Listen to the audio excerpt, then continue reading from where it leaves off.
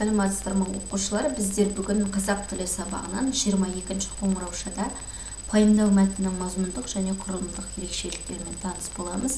Ол үшін біздер оқулықтағы 52 және 53-ші беттердегі 3 жаттығумен жұмыс жасаймыз. Ең алдымен балалар 33-ші жаттығуға қарайық. 33-ші жаттығуда бізге пайымдау мәтіннің бөліктері берілген екен. Біздер мәтіннің 3 бөлігі бар дедік. Мәтіннің басы, мәтіннің ортасы және мәтіннің соңы дедік. Дәлелдеу пікірі айтылатын жерді, яғни мәтіннің басы дейміз. Пайымдау мәтінінде мәтіннің басы дәлелденетін пікір. Содан кейін мәтіннің ортасы ол дәлелдеу пікірі, яғни сол басында айтылған ойыңды енді дәлелдейміз. Ол арада осы екі бөліктің арасында біздер өйткені, себебі, неге десеңіз деген көмекші сөздерді пайдаланамыз. Содан кейін бар біздің үшінші бөлігіміз, соңғы бөлімі қорытынды бөлім деп аталады. Яғни біздер ойымызды дәлелдеп пікір айттық, содан кейін қорытынды жасаймыз. Дәлелдеу пікірі менен қорытындының арасында біздер сондықтан, сол себепті, демек деген сияқты көмекші сөздерді қолданамыз екен. Қазір біздер осыған байланысты 34-ші жаттығуға назар салайық. 34-ші жаттығуда балалар, мінекей, бірінші азат жолы мәтіннің дәлелденетін пікірі. Одан кейін бар екінші ортасындағы бөлімі ол дәлелдеу пікірі және соңғы бөлігі қорытынды. Біздерге ортасындағы көмекші сөздері берілмеген, сол сөздерді өзіміз қойып оқуымыз керек. Мысалы, мыңдаған жыл бұрын сәнді сарайды кірпіштен салған.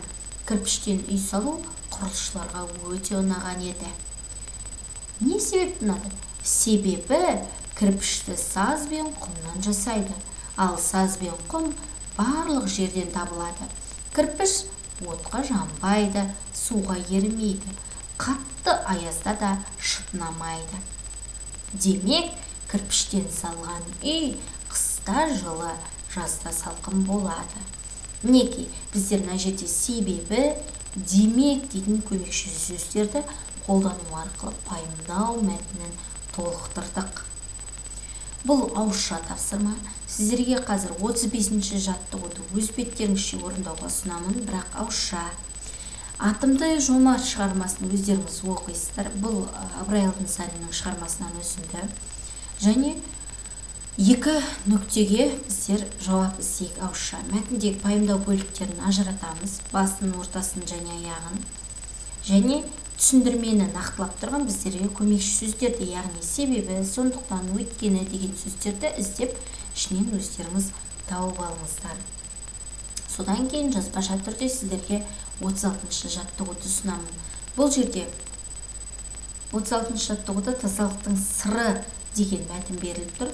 Осы мәтінде біздерге керек емес сөйлемдерді алу арқылы біздер мына мәтінді ықшамдап, яғни қысқартып жазуымыз керек. Ол үшін бір рет оқиық.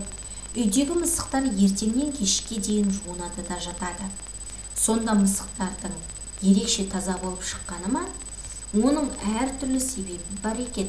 Мәселе тазалықта ғана емес, мысықтар үстін жалаған кезде кірін кетіріп, тамақ қалдықтарынан тазартып қана қоймайды, денесінен шығатын иісті де жояды. Өйткені олар үшін иіс өте зиянды.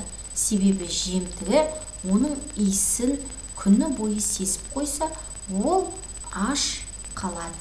Сондықтан жуынып, тазаланған мысық құлағын тігіп, тышқанының аузында әлденеше сағат аңдып отырып, мақсатына жетіп тынады.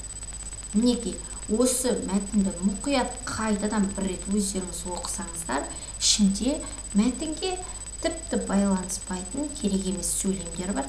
Сол сөйлемдерді алып тастайсыздар да қайтадан өздеріңіз ықшамдап көшіресіздер. Осы тапсырманы дәптерге орындағаннан кейін тек қана 36-ші жаттығуды жазбаша орындаймыз, қалған тапсырмалар ауызша. Орындап болғасын суретке түсіріп, окей едоске жүктеуді ұмытпаңыздар.